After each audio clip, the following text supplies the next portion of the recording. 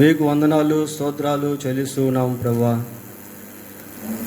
మీరు సమస్తమును జయించినటువంటి దేవుడవు. అట్టి జయవీరుని ధ్వజము కింద మేము కూడా ఉంటుండగా ప్రభువా, ఎక్కడెక్కడ ఇంకా మా జీవితంలో ఎటువంటి ఓటమి, ఎటువంటి పరాజయము మమ్మను గెలుస్తూ ఉందో, జయిస్తూ ఉందో, వాటిని తిరిగి జయించుటకు శక్తిని దయచేయమని ప్రార్థిస్తున్నాం. ఏ బాధ, వేదన, రోగము, మానసిక క్షోభ మమ్మల్ని వేలుతూ ఉన్నాయో ప్రభువా, ఆయన ఎటువంటి పిరిగితనము, ఎటువంటి లోక సంబంధమైనటువంటి పాపము, ఎటువంటి అపవిత్రత, తిరుగుబాటు, కోపము ప్రభువా, ద్వేషము మమ్మను ఏలుతూ ఉన్నాయో వాటిని జయించుటకు శక్తిని దయచేయండి. మరొక పర్యాయము మీ వాక్యాన్ని మేము ధ్యానం చేసుకుంటూ ఉండగా మా పాపదోషములను దయతో క్షమించి మీ శిలువ రక్తము చేత మమ్మను కడిగి పరిశుద్ధపరిచి మాతో మాట్లాడండి ప్రభువా. మీ వాక్యము మా హృదయము లోతుల్లోనికి ప్రవేశించినట్లు మా హృదయములు మెత్తన చేయమని ప్రార్థిస్తూ ఉన్నాం. అది ఫలించినట్లుగా కృపదయ చేయమని మా రక్షకుడైన యేసుక్రీస్తు ఉన్నతమైన నామములో ప్రార్థన చేస్తున్నాము తండ్రి, ఆమేన్.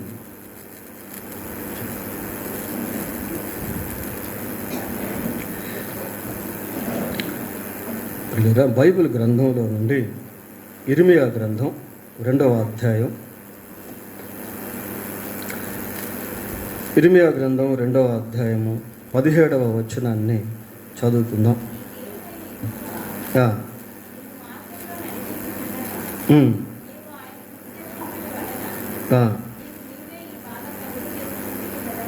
చాలు. నీ దేవుడైన యెహోవా నిన్ను మార్గములో నడిపించుచుండగా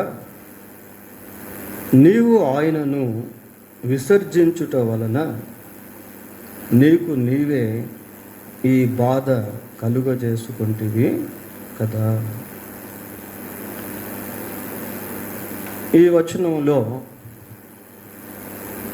గతము, ప్రస్తుతము అనే 2 కాలాలు మనం చూస్తున్నాం.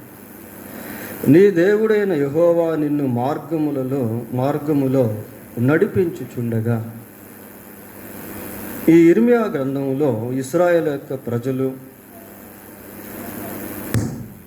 దేవునికి వ్యతిరేకంగా జీవించి తిరుగుబాటు చేసి ఎటువంటి శ్రమకు గురయ్యారో, వారి విషయమై దేవుడు ఎంతగా బాధపడ్డాడో, వారికి పునరుద్ధరణ తిరిగి దేవుడు ఇచ్చేదానికి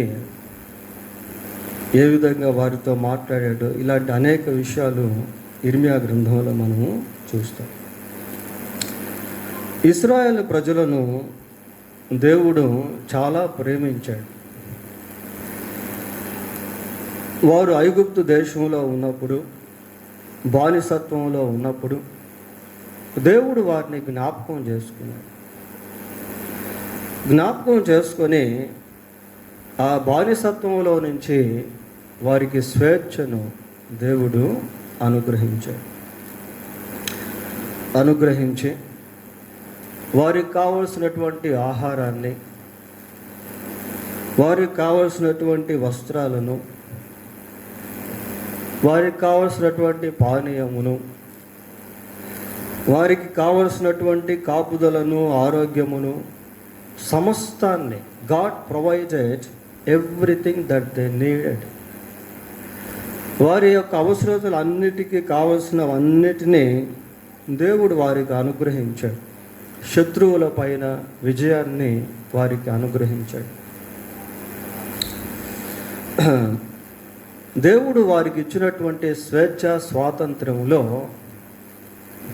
వారు దేవుడిచ్చిన ఆ శ్రేష్టమైనటువంటి వాటిని కోల్పోయారు. ఐగుప్తు దేశంలో బానిసలుగా ఉన్నప్పుడు వారికి విగ్రహారాధన స్వయంగా చేసేదానికి అవకాశం లేదు. అయితే దేవుడు వారికి స్వేచ్ఛను ఇచ్చినప్పుడు ఆ స్వేచ్ఛను దుర్వినియోగపరుచుకొని విగ్రహారాధికులుగా మారారు. ప్రియులారా, ఒక వ్యక్తి జైల్లో ఉన్నాడు అనుకోండి, ఆ వ్యక్తి బార్ షాప్కి వెళ్ళి తాగలేడు. బయట ప్రపంచంలో తాను అనుకున్న రీతిగా జీవించలేడు, ఎందుకంటే చెరసాల్లో ఉన్నాడు కాబట్టి.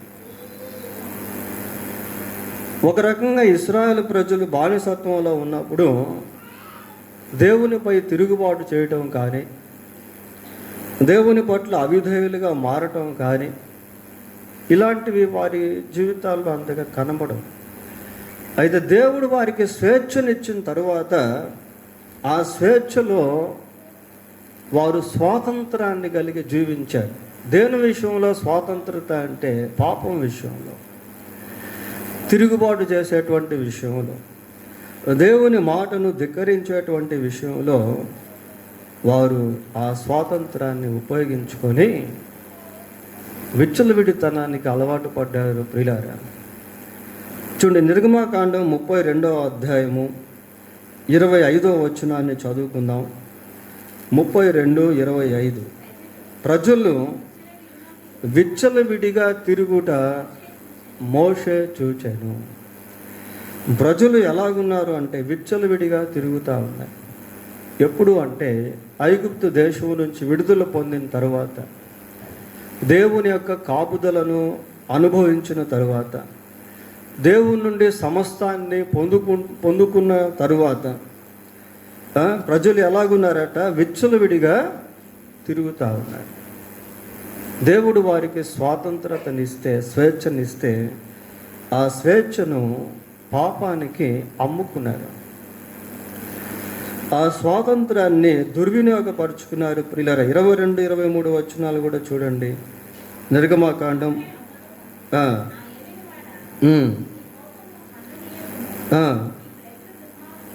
నీ ప్రజలు దుర్మార్గులు అను మాట నీవెరుగుదువు. వారు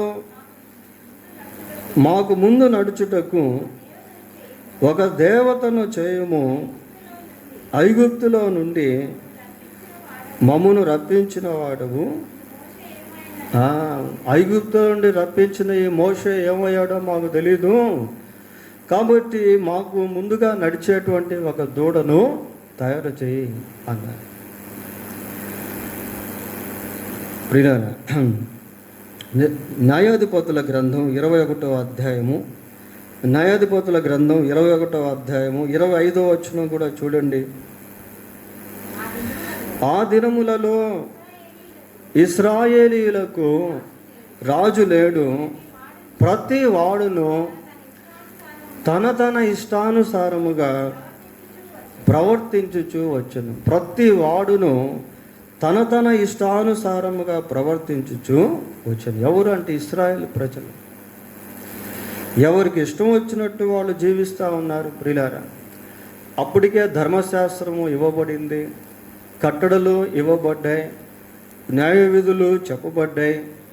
అయినప్పటికీ ఇశ్రాయేలీలు వాటన్నిటినీ ప్రక్కన పెట్టి, వాటిని అనుగ్రహించిన దేవుణ్ణి విడిచిపెట్టి ఎవరికి ఇష్టం వచ్చినట్టు వాళ్ళు జీవిస్తూ ఉన్నారు. నీ దేవుడైన యెహోవా నిన్ను మార్గములో నడిపించుచుండగా నీవు ఆయనను విసర్జించుట వలన, దేవుడు తన మార్గంలో వారిని నడిపిస్తూ ఉంటే ప్రజలు ఏం చేశారు అంటే నడిచేదానికి ఇష్టపడట్లేదు. పగలు మేఘ స్తంభముగా, రాత్రి అగ్ని స్తంభముగా ఉండి దేవుడు వారిని నడిపించాడు. దేవుడు వారికి కాపుదలనిచ్చి ఎంతో, ఒక తండ్రి తన కుమారుణ్ణి ఎత్తుకొని నడిచినట్టుగా వారిని నడిపించాడు. కోడి తన రెక్కల క్రింద కాచినట్టుగా వారిని కాచాడు. అయినప్పటికీ వాళ్ళు దేవుని యొక్క నడిపింపులో ఇమట్టం లేదు. ప్రియులారా, అసలు ఈ మాటలు చూడండి ఎలాగున్నాయో. నీ దేవుడైన యెహోవా నిన్ను మార్గములో నడిపించుచుండగా నీవు ఆయనను విసర్జించుట వలన నీకు నీవే ఈ బాధ కలుగు చేసుకుంటేవి కదా. ఆయనను విసర్జించుట వలన నీకు నీవే ఈ బాధ కలుగు చేసుకున్నావు. ఈ బాధ దేవుని వలన నీకు కలిగింది కాదు. నీకు నీవే ఈ బాధ కలుగు చేసుకున్నావు. ఎందుకు అంటే ఆయన్ని విసర్జించుట వలన. ఇంగ్లీష్ బైబుల్ ఏమనుందంటే విసర్జించుట అన్న దగ్గర ఫర్సేకన్ అనేటువంటి పదాన్ని వాడారు, విడిచిపెట్టుట అనే పదాన్ని వాడారు. పిల్లల ఉదాహరణకి ఇద్దరు వ్యక్తులు ఉన్నారు అనుకోండి, మనం వారికి షేక్ హ్యాండ్ ఇచ్చేటప్పుడు ఏం చేస్తాం? మొదటి వ్యక్తికి షేక్ హ్యాండ్ ఇచ్చిన తర్వాత అతన్ని వదిలి రెండో వ్యక్తికి మన చేతిని అప్పగిస్తాం. ప్రియులారా, ఒక రకంగా ఇశ్రాయేలు ప్రజలు ఏం చేశారు అంటే దేవుని చేతిని విడిచిపెట్టారు, సైతాను చేతిని పట్టుకున్నారు. దేవుణ్ణి విడిచిపెట్టారు, విసర్జించారు. విసర్జించడం వలన ఏమైందంటే నీకు నీవే ఈ బాధ కలుగు చేసుకుంటేవి కదా. ఎన్ని బాధలు, ఎన్ని కష్టాలు, ఎన్ని శ్రమలు. ఇశ్రాయేలు యొక్క చరిత్రను మనం గమనించినప్పుడు వారు పొందినటువంటి పనిష్మెంట్, వారు అనుభవించినటువంటి శ్రమ, హింసలు, మరణాలు విపరీతము. ప్రియులారా, విపరీతము. సంఖ్యాకాండము 25వ అధ్యాయము మొదటి 2 వచనాలు చూడండి.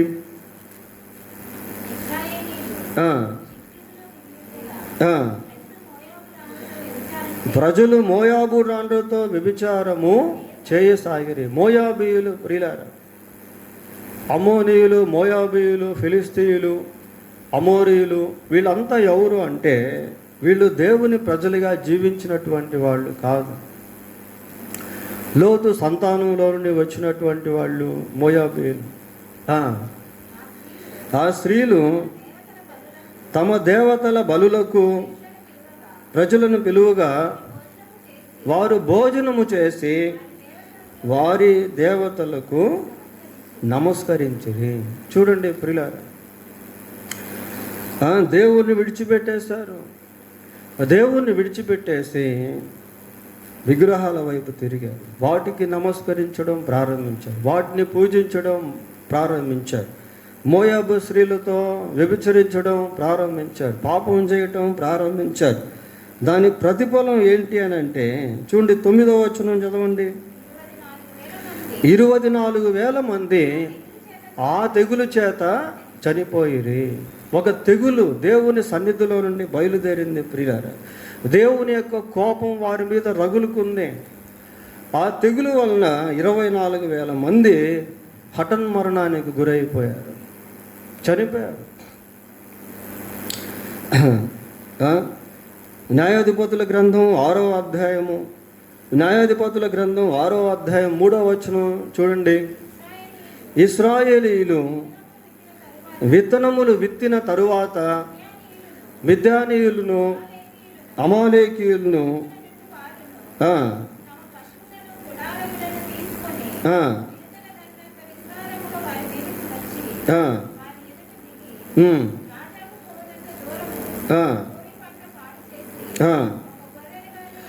ఒక గొర్రెను కానీ, ఒక ఎద్దును కానీ, గాడిదను కానీ, జీవన సాధనమైన మరి దేనిని కానీ ఇశ్రాయేలీలకు ఉండనేయలేదు. జీవన సాధనమైన ఏది కూడా ఇశ్రాయేలీలకు ఉండనీయకుండా అమాలేకీయులు, ఇంకెవరు మిద్యానీయులు వచ్చి మొత్తం తుడిచేశారు.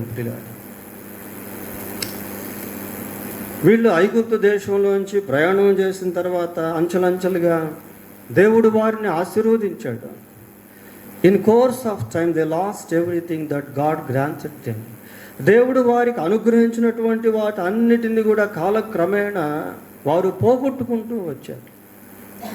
శత్రువులు వారిపై దండెత్తి దాడి చేసి వారి జీవన సాధనమైన వాటి అన్నిటినీ కూడా ఏం చేశారు? తీసుకుని వెళ్ళిపోయారు, దోచుకునేసారు. వారును వారి ఒంటెలను లెక్కలేక ఉండేను.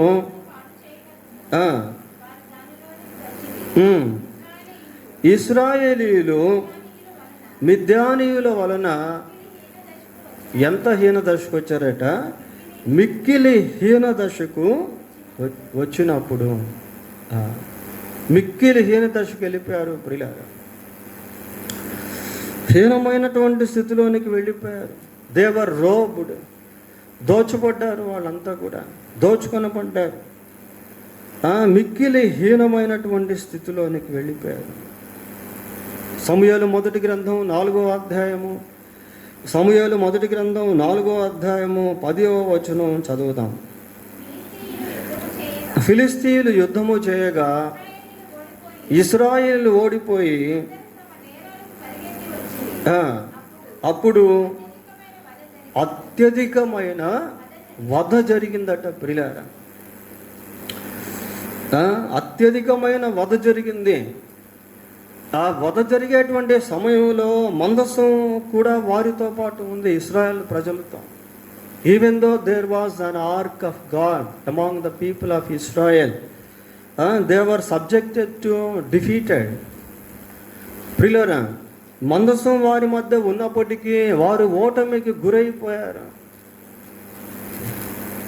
వధ జరిగింది. ఎంతమంది చనిపోయారు? 30,000 కాల్బలము కూలేను. 30,000 కాల్బలము కూలేను. నీ దేవుడైన యెహోవా నిన్ను మార్గంలో నడిపించుచుండగా నీవు ఆయనను విసర్జించుట వలన నీకు నీవే ఈ బాధ కలుగు చేసుకున్నావు. నీకు నీవే ఈ బాధ కలుగు చేసుకున్నావు. ఇది దేవుడు అనుమతించింది కాదు. దేవుణ్ణి విసర్జించుట వలన ఈ బాధ నీ మీదకి వచ్చేసింది, ఈ కష్టం నీ మీదకి వచ్చేసింది, ఈ వ్యాధి నీ మీదకి వచ్చేసింది. శత్రువులు నీపై దాడి చేయడం ప్రారంభించి అంతవరకు ప్రశాంతంగా ఉన్నటువంటి వారు, అంతవరకు దేవుని యొక్క కాపుదల క్రింద భద్రపరచబడినటువంటి వారు, అంతవరకు దేవుని యొక్క క్షేమాన్ని అనుభవిస్తున్నటువంటి వారు, దేవుని యొక్క నెమ్మదిని అనుభవిస్తున్నటువంటి వారు ఎప్పుడైతే దేవుణ్ణి విడిచిపెట్టారో, ప్రక్కన పెట్టారో, విసర్జించారో ఏమైపోయారంటే వారి మీదకు బాధ వచ్చేసింది ప్రియారా. 18వ వచనం చదవండి. నీవు షీహోరు నీళ్లు త్రాగుటకు ఐగుప్తు మార్గములో నీకేం పనుంది?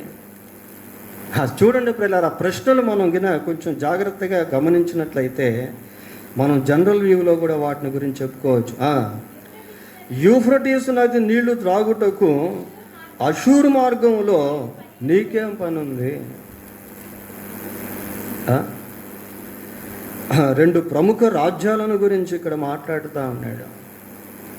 ఐగుప్తు రాజ్యము, అషూరు రాజ్యం. ప్రియులారా, జనరల్గా మనం మాట్లాడుకుంటే నీకు అక్కడికి వెళ్ళేదాన్ని నీకేం పని, నువ్వు అతనితో మాట్లాడేదానికి నీకేం పని అని మనం జనరల్ వ్యూలో మాట్లాడుకుంటాం ప్రియులారా. ఆ రీతిగా ఇక్కడ బైబిల్ మాట్లాడుతూ ఉంది. నీవు వాళ్ళతో సహవాసం చేయాల్సినంత అవసరం నీకేమొచ్చింది? నీవు అక్కడికి వెళ్ళాల్సినంత అవసరం నీకేమొచ్చింది? నీవు అతనికి ఇవ్వాల్సినంత అవసరం నీకేమొచ్చింది అన్నట్టుగా మాట్లాడతాను.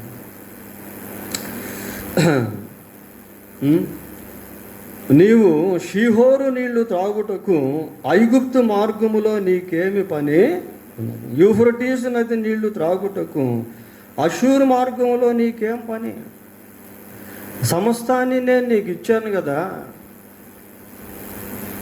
అన్నిటినీ నేను నీకు ఇచ్చినప్పుడు వాళ్ళ దగ్గరికి వెళ్ళాల్సిన పని నీకేంటి అన్నట్టు ప్రశ్న ప్రియులారా. ఈ అషూరు, ఐగుప్తు 2 రాజ్యాలు కూడా చాలా ప్రసిద్ధిగాంచిన రాజ్యాలు. But they don't know about God. అయితే వారు దేవుణ్ణి ఎరగనటువంటి వారు ప్రియులారా. ఇశ్రాయేలు ప్రజలు ఏం చేశారు అంటే వారి యొక్క సహాయం కొరకు వారిని ఆశ్రయించారు, దేవుణ్ణి విడిచిపెట్టి. హోషేయ గ్రంథం 7వ అధ్యాయము 11వ వచనం ఒకసారి చూడండి. 7:11. ఎఫ్రాయిము బుద్ధిలేని పిరికి గుండె గల గువ్వాయి. ఎఫ్రాయిము బుద్ధిలేని పిరికి గుండె గల గువ్వాయి. పిరికిదైపోయింది అంటున్నాడు. గువ్వను పోలుస్తూ ఉన్నాడు ప్రియులారా. పక్షుల్ని చూడండి, అవి ఆ ఫెన్సింగ్ మీద ఉంటాయి. మన తెలంగాణ విపరీత భయపడిపోయి అక్కడి నుంచి వెళ్ళిపోతూ ఉంటాయి. పిరికి గుండెగల గువాయను వారు ఐగుప్తీయులను పిలుచుకొందురు, అష్షూరీయుల యొద్దకు పోవదు. ఐగుప్తు సహాయాన్ని కోరుకోవడం ప్రియులారా, అష్షూరీయుల సహాయాన్ని కోరుకోవడం, రాజులు అదే పని చేశారు.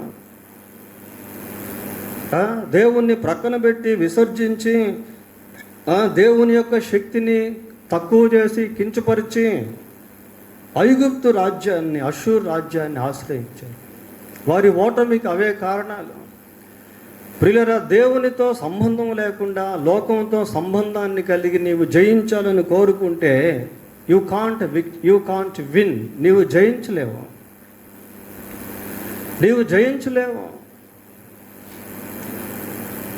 జయ జయ యేసు అని పాట పాడాము ప్రియులారా.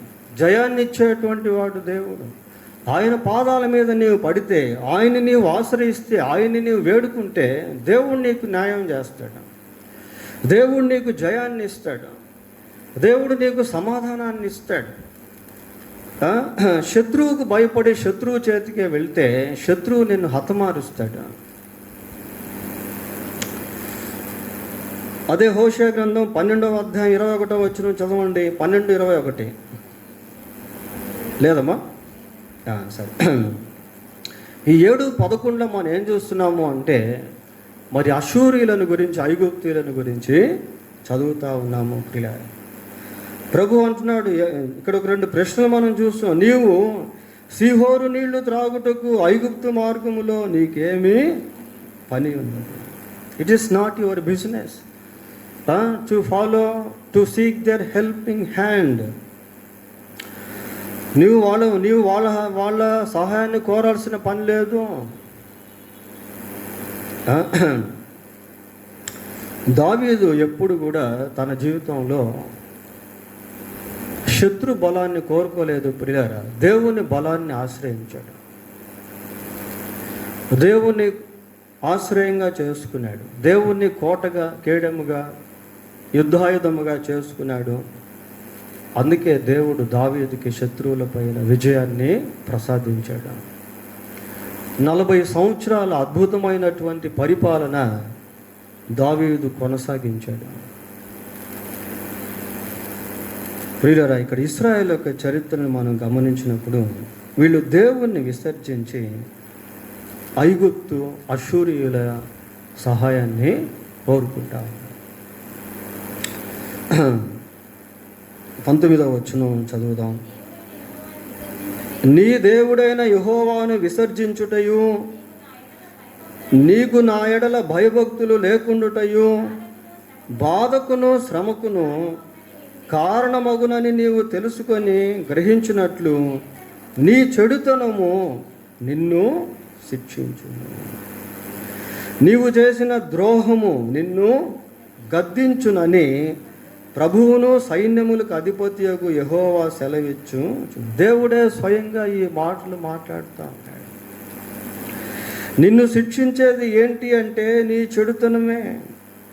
నిన్ను గద్దించేది ఏంటి అంటే నీవు చేసిన ద్రోహము.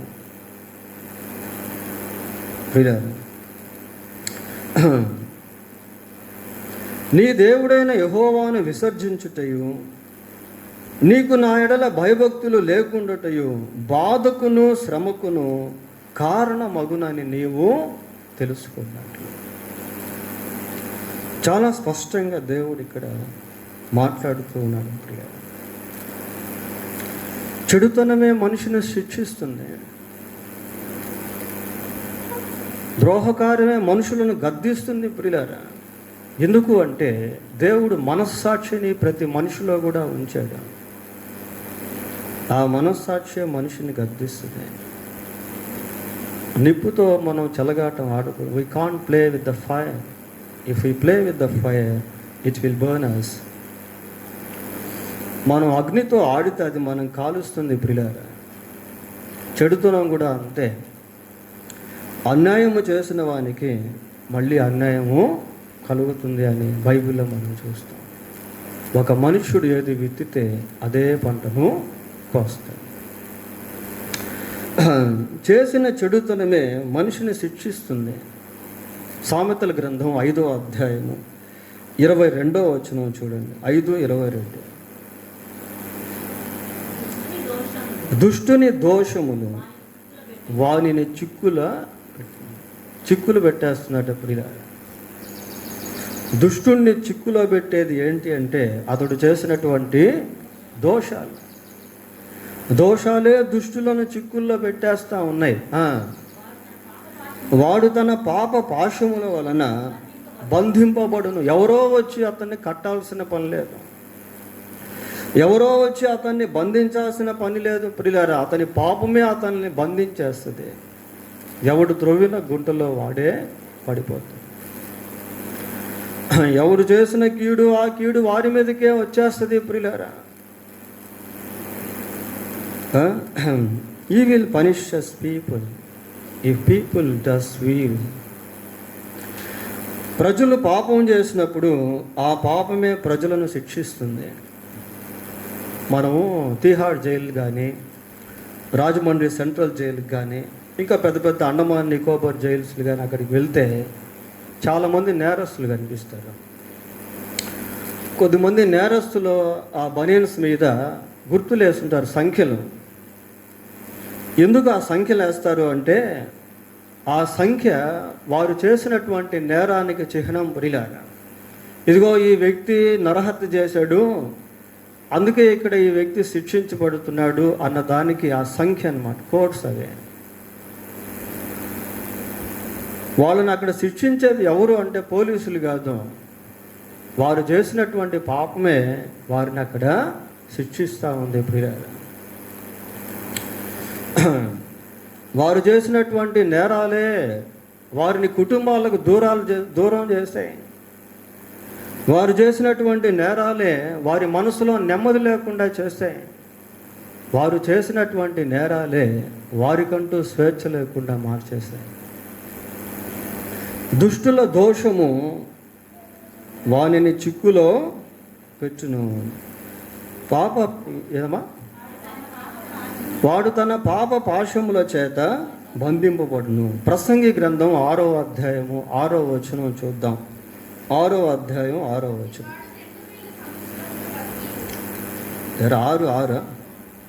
5:6 చదవండి. నీ దేహమును శిక్షకు లోబరుచునంత పని నీ నోటి వలన జరగనీయకుము. నీ దేహము శిక్షకు లోబర్చునంత పని నీ నోటి వలన జరగనీయకుము. దేహానికి శిక్ష దేన్ని బట్టి అంటే నోటి మాటను బట్టి. ప్రియులారా, కుటుంబ కలహాల్లో కూడా వీటిని మనం చూస్తూ ఉంటాం. కొట్లాటలు ఫస్ట్ రావు కానీ నోటి మాటలను బట్టి కొట్లాటలు అనేవి ప్రారంభమవుతాయి. సమాజంలో కూడా అంతే, నోటి మాటను బట్టి దేహం శిక్షించబడుతూ ఉంటుంది ప్రియులారా. ఏమని చెప్తున్నాడు? అది సరేమ్మా. ఇది ఇర్మియా గ్రంథం 2వ అధ్యాయము. నీ దేవుడైన యెహోవాను విసర్జించుటయు నీకు నా ఎడల భయభక్తులు లేకుండాటయు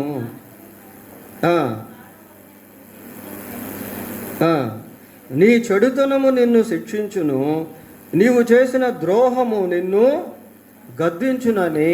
నీవు చేసిన ద్రోహమే నిన్ను గద్దిస్తుంది. ఇస్కరియోతు యూదాను గురించి మనం చూస్తాం ప్రియులారా. ఇస్కరియోతు యూదాను గురించి బైబిల్లో ఏమని రాశారు అంటే ద్రోహి అని రాశారు. అతను చేసినటువంటి ద్రోహము అతన్ని గద్దించింది ప్రియులారా. 27వ అధ్యాయం మత్తయి సువార్త 4వ వచనం చూడండి. 27:4. నేను నిరపరాధ రక్తమును అప్పగించి పాపము చేసి తిని. ప్రియులారా, నేను నిరపరాధ రక్తమును అప్పగించి పాపము చేసి తిని. నేను పాపము చేశాను అంటున్నాడు. నేను నిరపరాధ రక్తమును అప్పగించాను అంటున్నాడు ప్రియులారా. అతను చేసిన ద్రోహ కార్యమే అతన్ని గద్దిస్తూ ఉంది. ఆ గద్దింపును గురించి అతను ఇక్కడ మాట్లాడుతూ ఉన్నాడు. అయితే ఇక్కడ ఈ వచనంలో 19వ వచనంలో ఒక ఊరట మనం చూస్తాము ప్రియులారా. ఏంటి అంటే నీ దేవుడైన యెహోవాను విసర్జించుటయు నీకు నా ఎడల భయభక్తులు లేకుండాటయు బాధకును శ్రమకును కారణమగునని నీవు తెలుసుకొని గ్రహించినట్లు. ఇది ఇంపార్టెంట్ ప్రియులారా.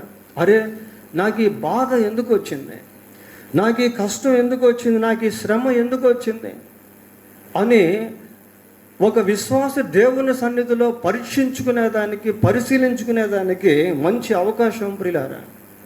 అన్యులకి అవకాశం లేదు, ఉండదు. ఒకవేళ ఉంటే సైకాలజికల్గా వారు ఆలోచన చేయొచ్చు, అరే నేను చేసిన నేరాన్ని బట్టే కదా ఈ జైల్లో నేను ఉన్నాను అని మనసాక్షిని బట్టి మాట్లాడుకోవచ్చేమో. కానీ ఒక విశ్వాసికి దేవుని వాక్యాన్ని బట్టి, దేవుని ఆత్మను బట్టి ఆ గ్రహింపు అనేటువంటిది కలుగుతుంది. ఏమని చెప్తున్నాడు? నీవు తెలుసుకొని గ్రహించినట్లు. ఒక విశ్వాసి ప్రతి విషయంలో కూడా పరిశీలనాత్మక స్థితిని కలిగి ఉండాలి ప్రియులారా. ఏదైనా ఒక కష్టం వచ్చినప్పుడు, ఒక శ్రమ వచ్చినప్పుడు, ఒక బాధ వచ్చినప్పుడు, ఒక ఓటమి ఎదురైనప్పుడు, ఒక వ్యాధికి గురైనప్పుడు, అరే ఎందుకు ఈ వ్యాధి నాకు వచ్చింది, ఎందుకు ఈ ఓటమి నాకు వచ్చింది, ఎందుకు ఈ బాధ నాకు వచ్చింది, what is the reason of this sickness, what is the reason of this pain, what is the reason of this hardship, ఈ వేదన కారణం ఏంటి, ఈ బాధ కారణం ఏంటి అని ఆలోచన చేయాలి ప్రియులారా. ఎంత మంచి మాట. నీవు తెలుసుకొని గ్రహించినట్లు నీ చెడుతనము నిన్ను శిక్షించును. 119వ కీర్తన 67వ వచనం చదవండి. 119:67. శ్రమ కలుగక మునుపు నేను త్రోవ విడిచి తిని ఇప్పుడు నీ వాక్యమును అనుసరించి నడుచుకొనుచున్నాను. ఇది ప్రాముఖ్యం ప్రియులారా.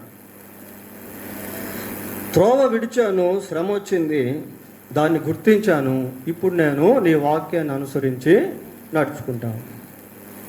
అందరికీ ఈ గ్రహింపు రాగలదా? వాక్యం లేనటువంటి వాళ్ళకి వాక్యమును గురించిన గ్రహింపు ఉండదు ప్రియులారా. ఏమని చెప్తున్నాడు? శ్రమ కలుగక మునుపు త్రోవ విడిచేశాను. అసలు శ్రమ ఎందుకు వచ్చింది అంటే త్రోవ విడవటం వల్ల.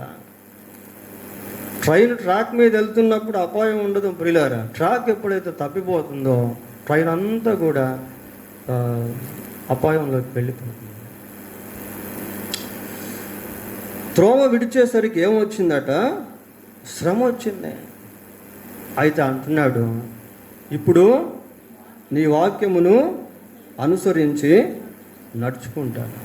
ఇది ఇంపార్టెంట్ ప్రియులారా. మనం ఎప్పుడైతే మన జీవితంలో ఈ కష్టాలు, శ్రమలు, బాధలు, వేదనలు ఎదురవుతాయో అప్పుడు మనం ఏం చేయాలి? ప్రశాంతంగా దేవుని సన్నిధికి వెళ్ళిపోవాలి. వాళ్ళ దగ్గరికి వీళ్ళ దగ్గరికి కాదు.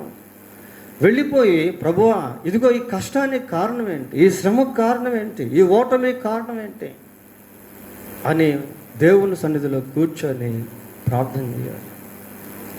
ప్రార్థన చేస్తే దేవుడు నీతో మాట్లాడతాడు.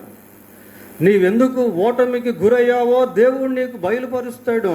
హాయి పట్టణానికి యుద్ధానికి వెళ్ళారు, అనేక మంది హతమార్చబడ్డారు. యెహోషువ అంటున్నాడు, ప్రభువా ఈ హాయి పట్టణం చిన్నదే కదా, మేము ఎందుకు జయించలేకపోయాం, మళ్ళీ పంపిస్తే మళ్ళీ ఓడిపోయారు ప్రియులారా. దేవుని సన్నిధిలో ఉపవాసం ఉన్నాడు, కన్నీరు గారుస్తున్నాడు, రోధిస్తున్నాడు. యెహోషువ ప్రార్థన చేస్తున్నాడు, ప్రభువా why we could not win this simple city, ఈ చిన్న పట్టణాన్ని మేము ఎందుకు ఓడించలేకపోయాం, జయించలేకపోయాం. అప్పుడు దేవుడు మాట్లాడాడు, బాబు ఇదిగో శాపగ్రస్తమైనటువంటి వస్తువులు మీ మధ్య ఉన్నాయి, శాపగ్రస్తమైనటువంటి ప్రజలు మీ మధ్య ఉన్నారు, అందుకే మీరు ఓడిపోయారు. God will reveal our loopholes that brought us in failure things. అపజయాలకు నడిపించేటువంటి వాటిని గురించి దేవుడు బయలుపరుస్తాడు ప్రియులారా. వెళ్ళి దేవుని సన్నిధిలో కూర్చోవాలి, ప్రశాంతంగా ప్రార్థన చేయాలి. దిగులు పెట్టుకోవాల్సిన పని లేదు, భయపడాల్సిన పని లేదు. వెళ్ళి ప్రశాంతంగా కూర్చొని, ప్రభువా ఈ ఓటమికి కారణం ఏంటి ప్రభువా, ఈ కష్టానికి కారణం ఏంటి, వ్యాధికి కారణం ఏంటి ప్రభువా. God can restore what you have lost. నీవు పోగొట్టుకున్నటువంటి వాటిని దేవుడు తిరిగి ఇస్తాడు ప్రియులారా. హిజ్కియా ప్రార్థన చేశాడు, మరణకరమైన రోగం వచ్చింది. ప్రవక్త వచ్చి అన్నాడు, నీవు మరణమవబోతున్నావు కనుక నీ ఇల్లు చక్కబెట్టుకో అన్నాడు. హిజ్కియా కృంగిపోలేదు ప్రియులారా, భయపడలేదు. వెంటనే గోడ వైపు తనం తిప్పి ప్రార్థన చేస్తున్నాడు, కన్నీరు గారుస్తున్నాడు. దేవుడు ఆ కన్నీటిని చూశాడు. ఏ ప్రవక్త ద్వారా అయితే దేవుడు మాట్లాడాడు, ఆ ప్రవక్తను మళ్ళీ పంపించి 15 సంవత్సరాల ఆయుష్ను హిజ్కియా రాజుకు దేవుడు పొడిగించాడు. దేవుడు ఏ విధంగా కార్యం చేస్తాడో మనకు తెలియదు, కానీ మన వైఫల్యానికి కారణాలు ఏంటో మనకు అర్థం కావాలి ప్రియులారా. ఇక్కడ అదే మనం చూస్తూ ఉన్నాం. ఇంకోసారి 119వ కీర్తన 71వ వచనం చదవండి. నేను నీ కట్టడలను నేర్చుకొనున్నట్లు శ్రమ నుండి ఉండుట నాకు మేలాయను. ఈ శ్రమ అనేది రాకపోతే నీ కట్టడలను నేను నేర్చుకోలేను, నీ కట్టడలను నేను నేర్చుకోలేను. శ్రమ నుండి నీ కట్టడలను నేను నేర్చుకున్నట్లు శ్రమ నుండి ఉండుట నాకు మేలాయను. ప్రియులారా, కొన్ని శ్రమలు దేవునికి మనల్ని దగ్గరగా తీసుకుని వెళ్తాయి. కొన్ని శ్రమలు మనం దేవునిపై ఆధారపడేదానికి దోహదపడతాయి.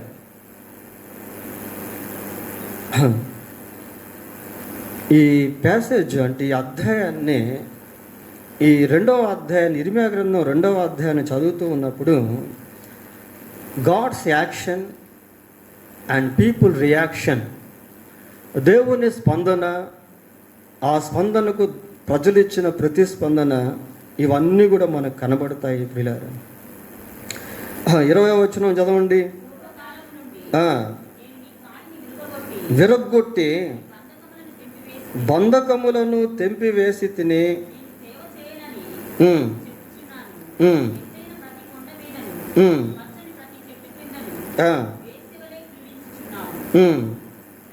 చాలు ప్రియులారా, దేవుడు ఇక్కడ వాళ్ళని ఏం చేశాడు, పూర్వకాలము నుండి నేను నీ కాడిని విరగ్గొట్టి నీ బంధకములను తెంపివేసి తిని. దేవుడు వారికి ఇచ్చిన స్వేచ్ఛ అది. అయితే వాళ్ళు ఏం చేశారు అంటే దాన్ని సద్వినియోగం చేసుకోకుండా విగ్రహ సంబంధమైనటువంటి స్థితిలో జీవించడం ప్రారంభించారు. నేను నీకు బంధకాల నుంచి విడుదలిస్తే నీవు మళ్ళీ ఇలాగున్న జీవించావే అని దేవుడు ప్రశ్నిస్తున్నాడు. 21వ వచనం చదవండి. శ్రేష్టమైన ద్రాక్ష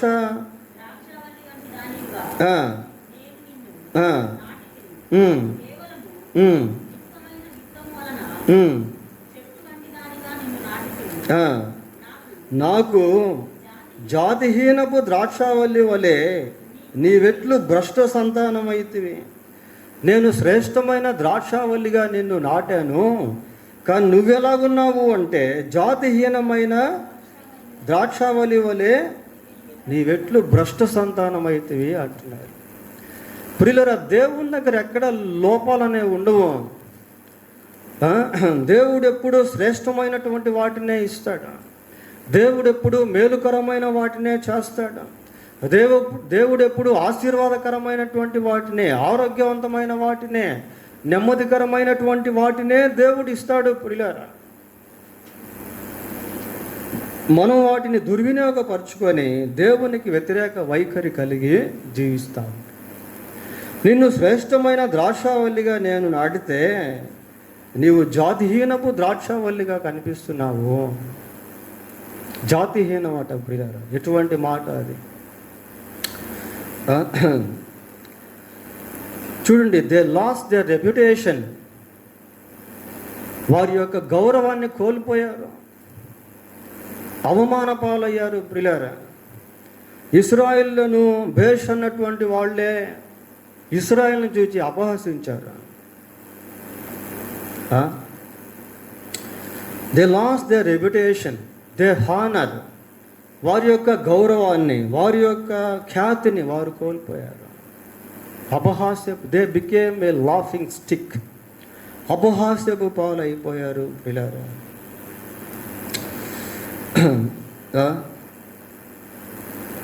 22 కూడా చదవండి.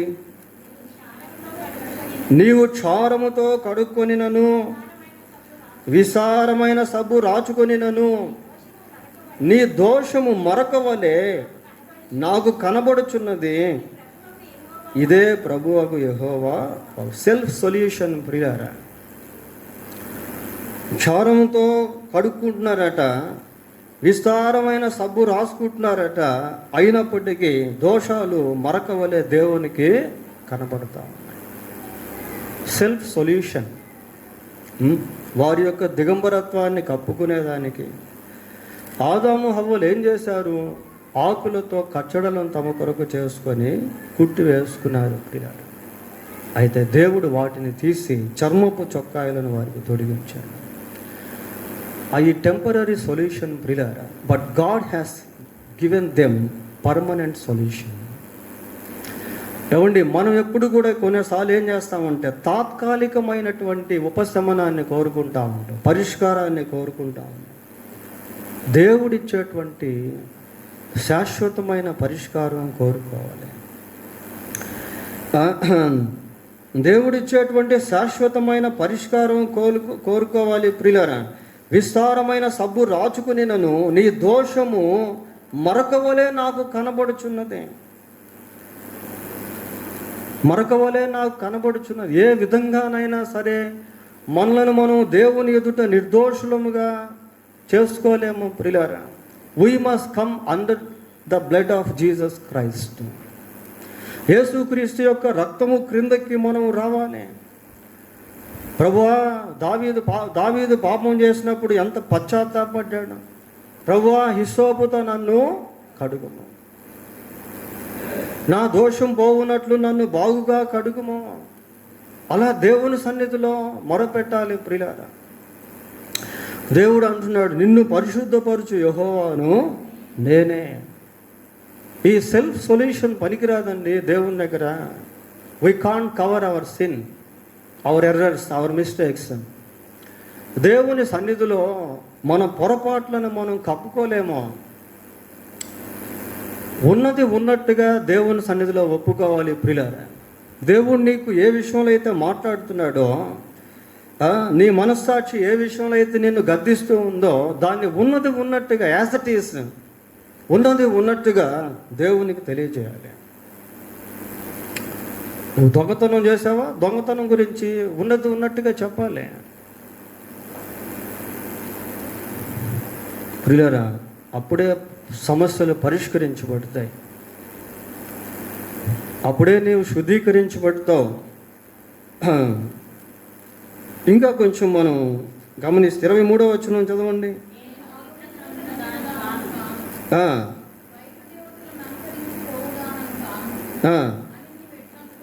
అని నీవు ఎట్లనుకుందువు. చాలు. నేను అపవిత్రత నొందిన దానను కాను, బయలుదేవతలను అనుసరించిపోవు దానను కాను అని నీవు ఎట్లనుకుందువు. ప్రియులారా, కొద్దిమంది అంత వాక్యం విన్నా కూడా వాళ్ళ యొక్క లోటు పాటులను గుర్తించలేని వారిగా ఉంటారు. ఈ వాక్యం నా కోసం కాదు, ఎందుకంటే నేను ఈ విషయంలో బాగానే ఉన్నాను. ఒకవేళ ఆ విషయంలో నీవు బాగుండవచ్చు, ఇంకే విషయంలో తప్పిపోయావో ఆలోచన చేయి.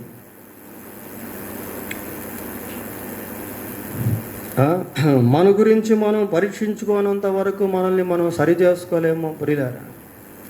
మనల్ని మనం శుద్ధులుగా చేసుకోలేము. మనం ప్రభు యొక్క రక్తం క్రిందకి రాలేము.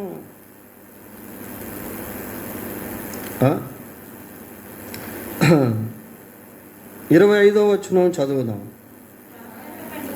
జాగ్రత్త పడి నీ పాదములకు చెప్పులు తొడుక్కొనుము, నీ గొంతుగా దప్పికొనకుండునట్లు జాగ్రత్త పడుము అని నేను చెప్పినను నీవు ఆ మాట వ్యర్థము వినను. చూడండి ప్రియారా, even though they were given lot of cautions, warnings, హెచ్చరికలు ఇవ్వబడుతూ ఉన్నాయి. జాగ్రత్త పడి నీ పాదములకు చెప్పులు తొడుక్కొనమనియు నీ గొంతుగా దప్పికొనకుండానట్లు జాగ్రత్త పడుము అని నేను చెప్పినను నీవు ఆ మాట వ్యర్థము వినను. ఎవరు? God's action and people reaction. దేవుడు ఎంత వారిని బాగు చేయాలి అన్నా లోపట్టం లేదు ప్రియులారా. 26వ వచనం చదవండి. దొరికిన దొంగ సిగ్గుపడినట్లు ఇశ్రాయేలు కుటుంబము వారు సిగ్గుపడుదురు.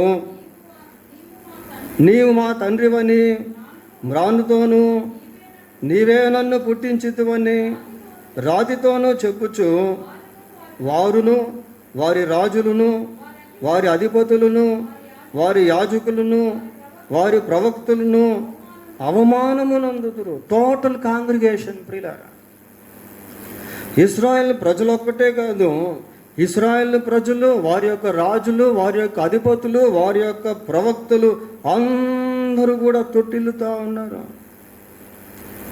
యాజకులు సహితము ప్రియులారా చెప్పుదురు, వారును వారి రాజులను వారి అధిపతులను వారి యాజకులను వారి ప్రవక్తలను అవమానము పొందుదురు. ఇవన్నీ మనం ఇశ్రాయేలు చరిత్రలో ఆయా సందర్భాల్లో గమనిస్తాము ప్రియారా. టోటల్ కాంగ్రిగేషన్ అందరూ కూడా త్రోవ తప్పిపోయినటువంటి స్థితిలోనికి వెళ్ళిపోయారు. అయినప్పటికీ దేవుడు వారిని ప్రేమించాడు. అయినప్పటికీ దేవుడు వారిని చేరదీశాడు. అయినప్పటికీ దేవుడు వారి పట్ల దృష్టి నిలిపాడు. ప్రియుల 32వ వచనం చదవండి.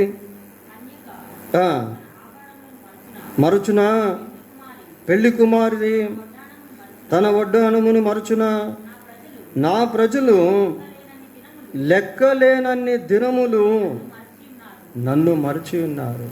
చూడండి ప్రియులారా, దేవుడు ఉదాహరణలతో ప్రజలతో మాట్లాడుతున్నాడు. కన్యక తన ఆభరణములను మరచున అంటూ నా ప్రజలు లెక్కలేనన్ని దినములు నన్ను మరిచి ఉన్నారు. లెక్కలేనన్ని అన్కౌంటబుల్ డేస్, లెక్కలేనన్ని దినములు నన్ను మర్చిపోయారు. 35వ వచనం చదువుతాం. అయినను నీవు నేను నిర్దోషిని నిశ్చయముగా ఆయన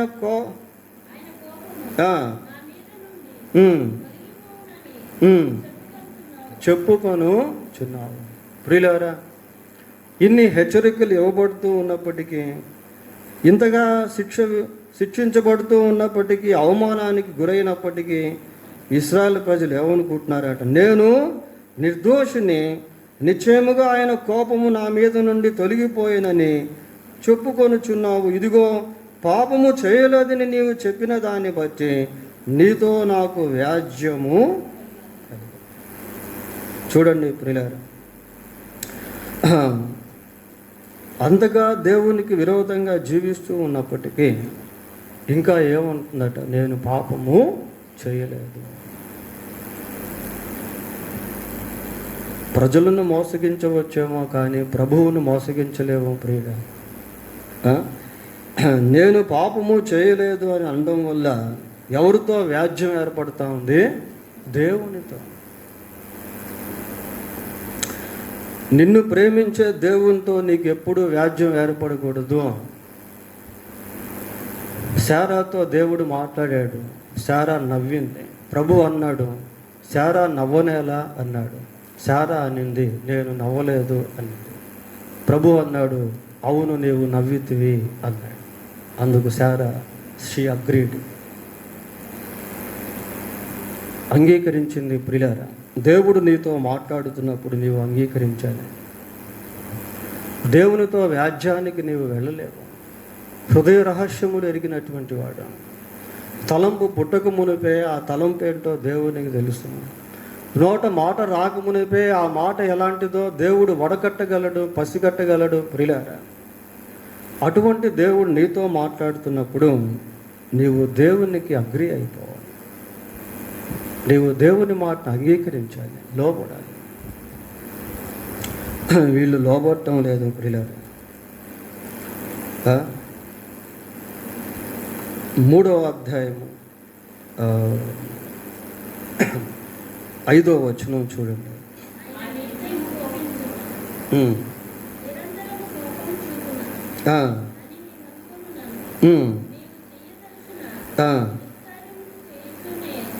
నీవు చేయదలచిన దుష్కార్యములు చేయుచునే.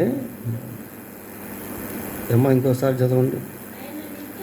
ఆయన నిత్యము కోపించున, నిరంతరము కోపము చూపున అని నీవు అనుకొని నన్ను నీవు చేయదలిచిన దుష్కార్యములు చేయుచునే. రిపీటెడ్ సిన్ ప్రియులారా, చేసిన పాపమునే చేస్తూ సాగించు. Repeated sin. ఎన్నిసార్లు దేవుడు మాట్లాడుతూ ఉన్నా కొద్దిమంది దాన్ని మానుకోరు, చేసిందే చేస్తూ ఉంటారు. 3వ అధ్యాయం 7వ వచనం కూడా చదవండి. ఈ మాట చూడండి ప్రియులారా.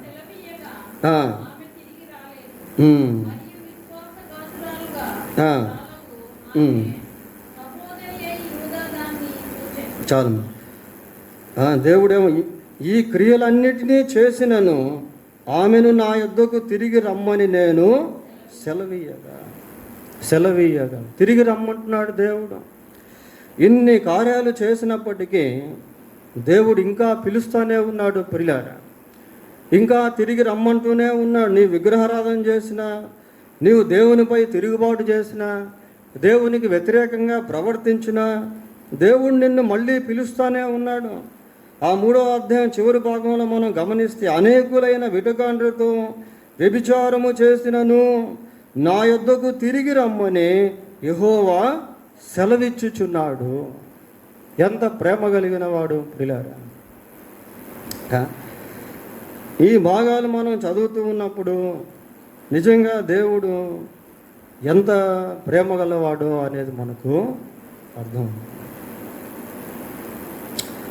ఇంకా రమ్మని పిలుస్తూనే ఉన్నాడు. చూడండి, ఆ వచనాన్ని మనం గమనిస్తే 10వ వచనం చదువుతాం. 3వ అధ్యాయం 10వ వచనం. ఇంతగా జరిగినను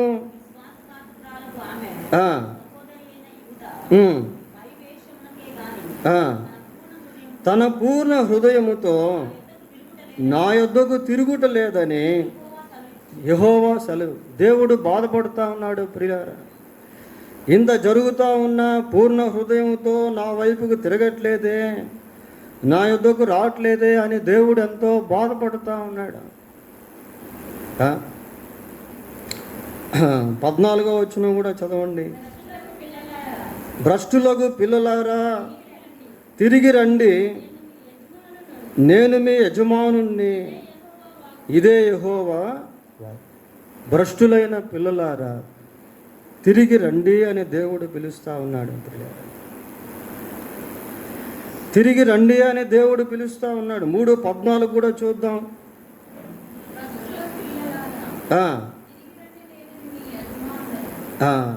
12వ వచనం చదవండి అమ్మా. నీవు వెళ్ళి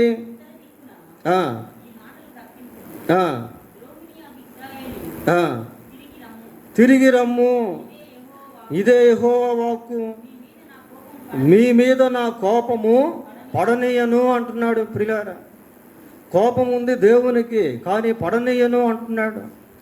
తిరిగి వచ్చినప్పుడు దేవుని కోపం వెళ్ళిపోతుంది ప్రియులారా. తప్పిపోయినటువంటి కుమారుడు తిరిగి తండ్రి వద్దకు వచ్చినప్పుడు తండ్రి ఎక్కడు కూడా ఆ కుమారుని యొక్క పొరపాట్లను గురించి మాట్లాడలేదు, ఆ కుమారుని యొక్క తప్పులను గురించి మాట్లాడలేదు. సిలువ మీద ఉన్నటువంటి దొంగ యేసు నీవు నీ రాజ్యంతో వచ్చినప్పుడు నన్ను జ్ఞాపకం చేసుకో అంటే యేసుక్రీస్తు ప్రభు ఎక్కడ కూడా అతని యొక్క ఆ దొంగ యొక్క లోటుపాట్లను జ్ఞాపకం చేసుకోలేదు. దేవుని దగ్గరికి రావాలి. వస్తే ఏం చేస్తాడో తెలుసా? చూడండి 22వ వచనం చదువుదాం. భ్రష్టులైన, ఆ మాట చూడండి ప్రియులారా ఎలాగుందో.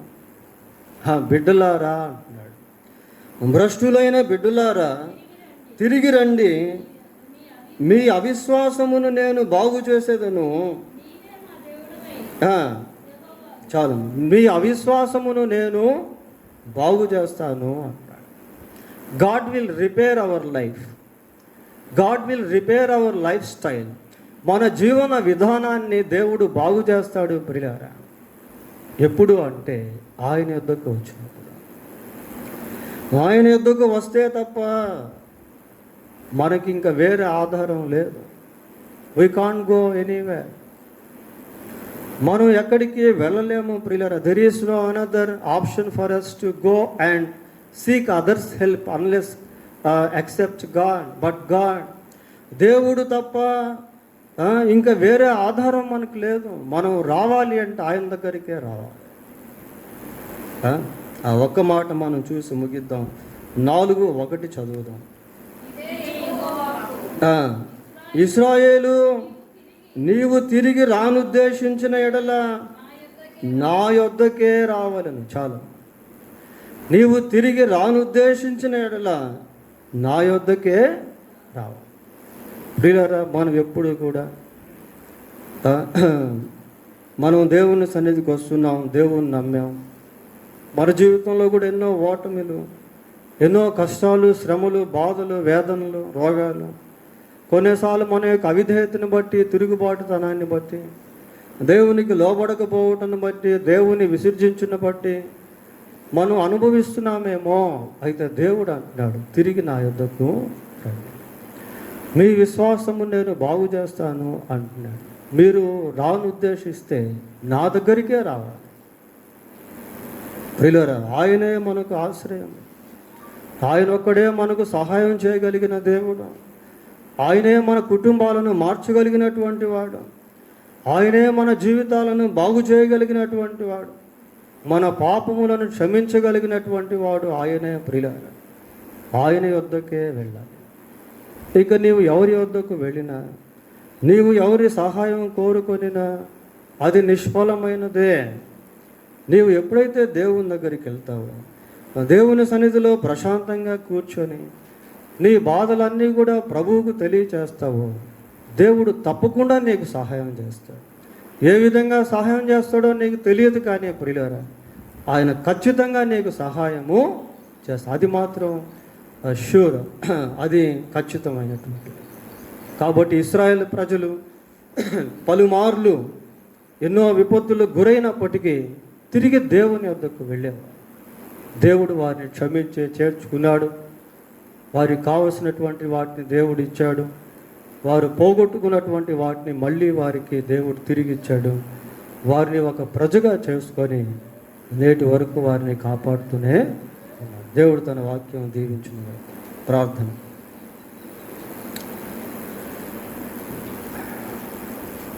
పరిశుద్ధుడైన మా తండ్రి, మీకు వందనాలు, స్తోత్రాలు. మీరు మమ్మల్ని నడిపిస్తూ ఉన్నప్పుడు మీ చేతిని విడిచేవారముగా మేము ఉండకుండానట్లు సహాయం చేయాలి. మిమ్మును విసర్జించి నానా విధమైన బాధలకు, కష్టాలకు, శ్రమలకు గురయ్యే వారముగా మేము ఉండకుండానట్లు కృప దయచేయండి. మా సొంతంగా మమ్మును మేము ఏ సమస్యను పరిష్కరించుకోలేము, పవిత్రపరచుకోలేము. పవిత్రత కొరకు మీ వద్దకు రాగలుగుటకు సహాయం చేయండి. విజయం కొరకు మీ వద్దకు రాగలుగుటకు సహాయం చేయండి ప్రభువా. మీరు మాకు అనుగ్రహించే శ్రేష్టమైనటువంటి వాటిని ప్రభువా మేము అనుభవించే వారముగా ఉండటకు సహాయం చేయండి. జాతిహీనమైనటువంటి ఫలములు ఫలించే వారముగా మమ్మను ఉండనివద్దు ప్రభువా. మీ కోపము మా మీద పడనీయను అని మీరు అంటున్నారు ప్రభువా. మీ కోపము నిమిషం మాత్రం ఉంటుంది, మీ దయ ఆయుష్కాలం అంతా కూడా ఉంటుంది. కనుక మీ వద్ద మాకు కృప దొరుకుతుంది, క్షమాపణ దొరుకుతుంది ప్రభు. మీ పాదాలు పట్టుకునేవారముగా మమ్మల్ని చేయండి. మీరు మాతో మాట్లాడుతున్నప్పుడు మమ్మల్ని మేము ఏ విషయాల్లో సరి చేసుకోవాలో ఆయా విషయాల్లో సరి చేసుకుంటూ కృప దయచేయండి. మీ సన్నిధి మాకందరికీ తోడుగా ఉంచుకోండి. మా రక్షకుడైన యేసుక్రీస్తు దివ్యమైన నామంలో ప్రార్థన చేస్తున్నాము తండ్రి. ఆమేన్.